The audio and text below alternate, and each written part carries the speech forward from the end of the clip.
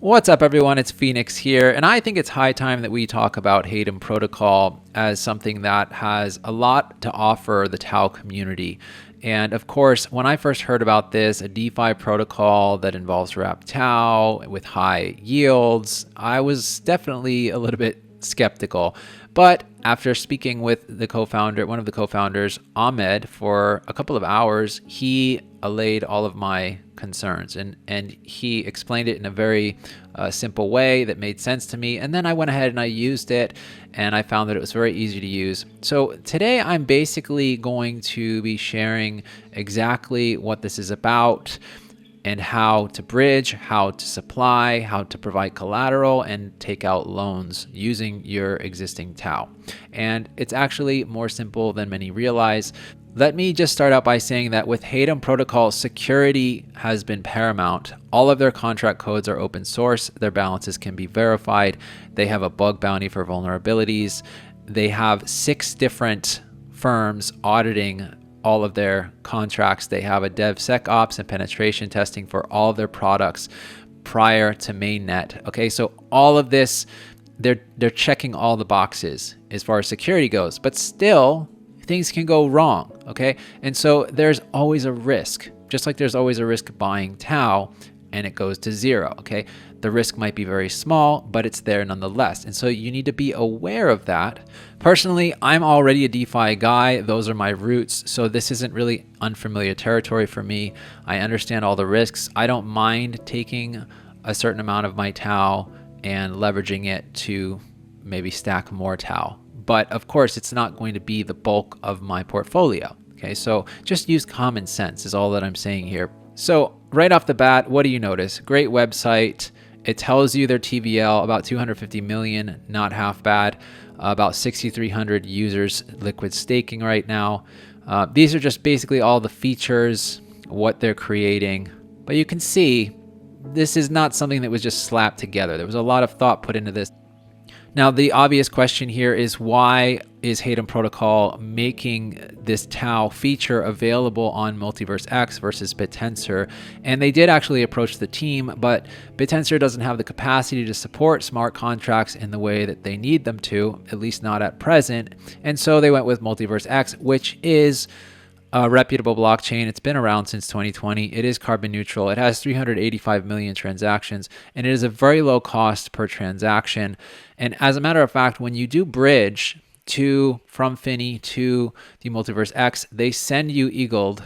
I think it's about 70 cents worth, which covers all the transactions you could ever need. So you don't even need to buy it and send it over. They handle that for you. So let's actually look at the apps now. There's a lot to dissect here. But first, I want to start with, you notice here there's the TAO bridge. It shows you your position, which we don't have a position yet, but we will soon. The Hatom booster, this is their token, the project token, which basically has been doing quite well recently. It has about a $43 million market cap, but the Hatom booster is optional. If you want to stake Hatom in order to earn higher yields, you stake about 10% of the amount of what you have deposited to provide a supply. And we'll see that when you see the breakdown of the APYs in a minute here. But if we check the markets here, we expand to this tab and then you scroll down and you can see there's not just wrap TAO and wrap stake TAO, but there's also MultiversX, and there's Hatom, and there's wrapped USDC. And of course, just like any DeFi protocol, they all have different amounts that are being supplied and borrowed. What's really cool about this, you can see it's very sleek UI. I love this UI. And I love this slider too, because it shows you as the utilization changes. And by utilization, what I mean is that the amount that's being borrowed relative to the total supply. So right now, for instance, with MultiversX, it's 60%. But if we move the slider, what happens? The borrow and supply APYs change. So at some point, the more that's being utilized, we'll actually look at TAO, because right now, TAO is about 83% utilized for wrap TAO as far as what's been supplied here. Whereas staked wrap TAO, it's much lower. It's only 8.21%. And that has most likely to do with the fact that people are depositing wrap TAO and getting more wrap TAO and then turning that into staked wrap TAO. and not vice versa. That would at least be my hunch. I could be wrong on that. But also the APYs, they will be changing. And so this will either incentivize or disincentivize more borrowers or suppliers. And that's how it naturally balances itself. So now I want to go back over to the bridge. This is really cool. We can seamlessly bridge between the MultiversX blockchain and the Fini blockchain. We actually don't want to have wrap TAO in Ethereum form. If you needed to bridge that over, you'd want to use taobridge.xyz. We want the actual TAO, and you have to connect both a TAO-based wallet and a MultiversX wallet. It's not all that complicated, and there's many options for each. We'll start with the TAO wallet. You see there's the BitTensor wallet, standard extension. There's the Polkadot.js wallet, which I will be using because I have that connected to my hardware, PokeVault. There's Sub Wallet, there's Nova Wallet. So any of these is fine. I'm going to connect here and using my test wallet here. Okay, see it's connected from there.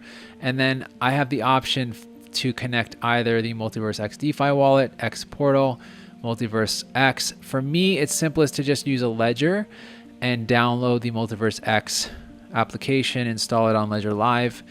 And it's also feels safest for me. I always recommend using hardware wallets. I'm going to connect to the first address. That's usually the correct one, and approve it within my ledger. And there you have it. And so the first time you use this, you want to bridge to MultiversX from Fini. So first you need to make sure that you have some TAO that has not been delegated, and you can do that in TAO stats if you need to. It's confirming the wallets here. Okay, so here I have my current balance. Let's just do all of this. And it's showing my recipient address. It automatically plugs this in. It shows the wallets that are connected. And then I just click bridge. Before I do this, I should say that there is a 0.5% fee, not too big. Takes about 5 minutes to bridge it over. So it's giving me a QR code to scan in the Polkadot JS extension, and then I'm going to have to scan it on my hardware wallet. Okay, and so now it's bridging. The bridge has been initiated, and this slider will change as the funds are being transferred. And so it varies. It typically takes around 5 minutes. I had one that took 15 to 20 minutes. It's most of the time it's between 5 to 8 minutes, I would say. Now you can see that it's moved over to processing the bridge. And while we are waiting for this bridge to process, I just want to show you there are very in-depth documents. If you go to the front page of Hatom, you can find these at the bottom. I will link to it as well.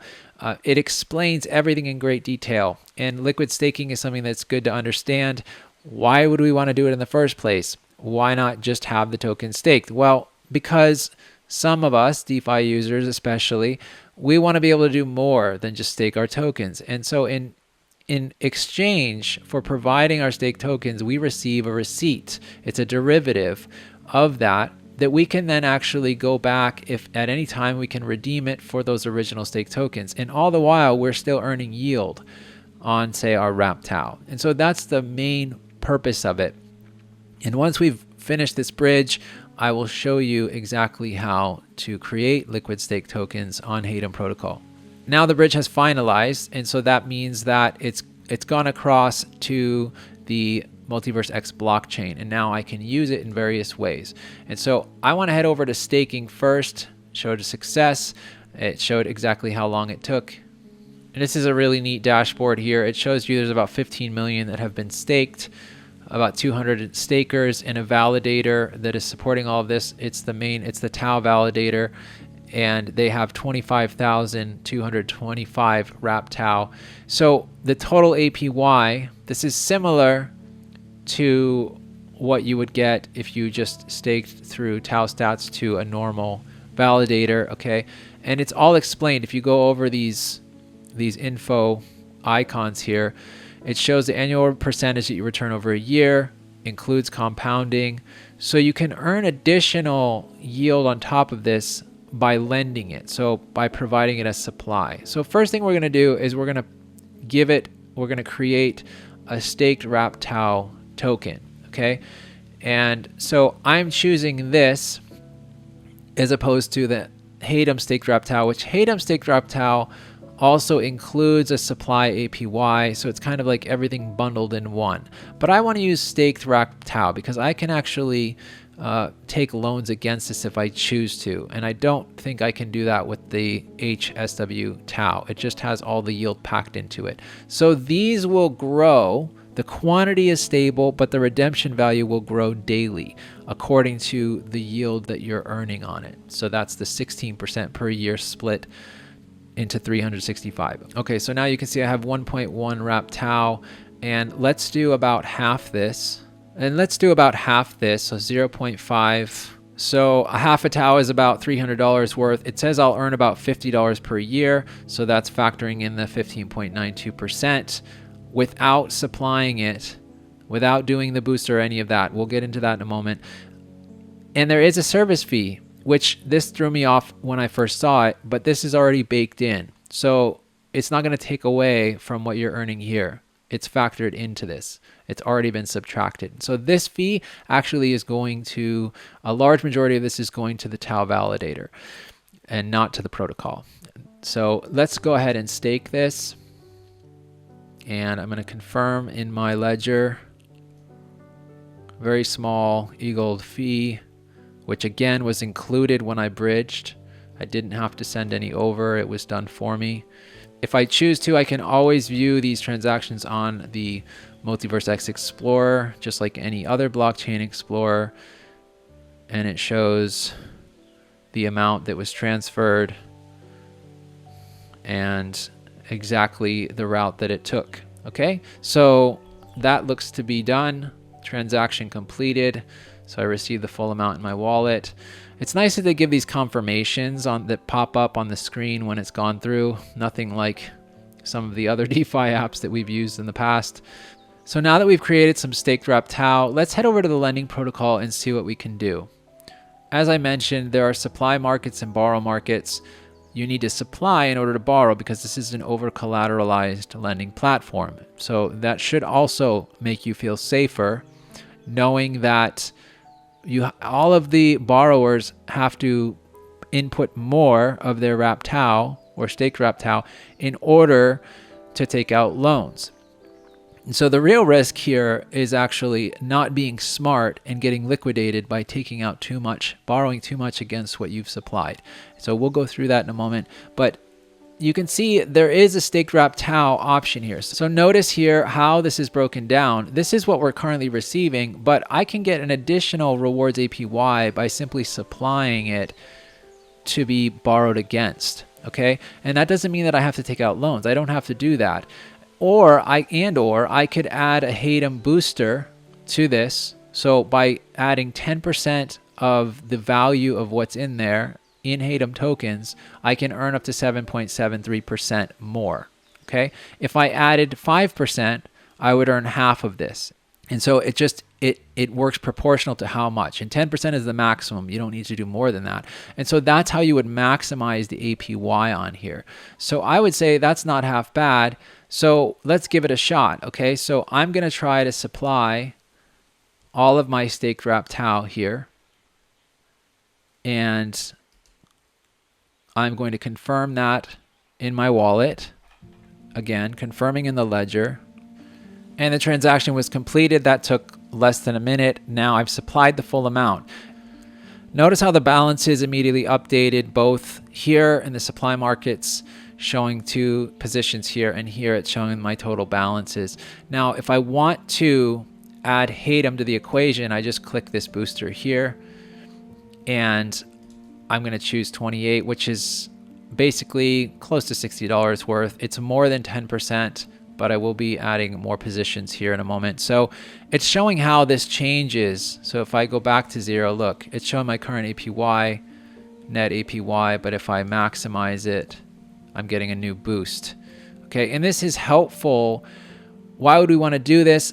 Because now if I provide this as collateral and I want to take a loan against it, my borrow APY, so what I'll have to pay in interest, will be much lower than previously. Okay, so I'm going to go ahead and stake this.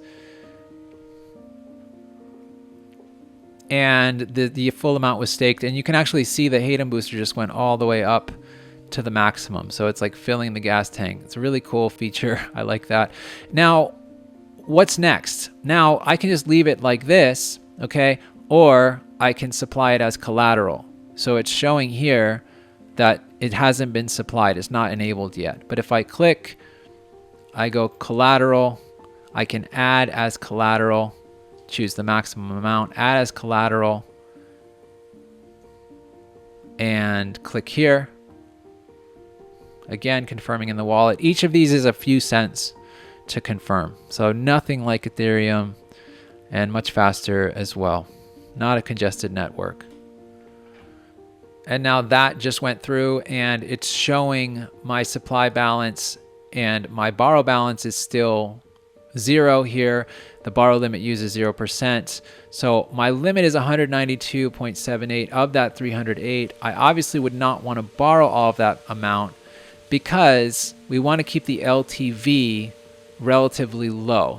That's the loan to value ratio. And since TAO is constantly changing in price, it's dynamic and it can fluctuate sometimes 10% or more in a day.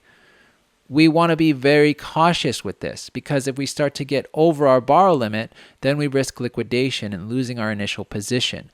And that's why, for me personally, I will only take maybe 10, 15 to 20% maximum of that borrow limit. And that, maybe call me conservative, but I feel much safer doing that and not having to scramble to try and add to my supply balance in the extent that there is a market-wide crash and TAO drops down much lower than I anticipated. So now the next step is to utilize that wrap staked TAO that I've provided, I've supplied it, and I've provided as collateral. I want to take a loan against some of that in order to gain more wrap TAO.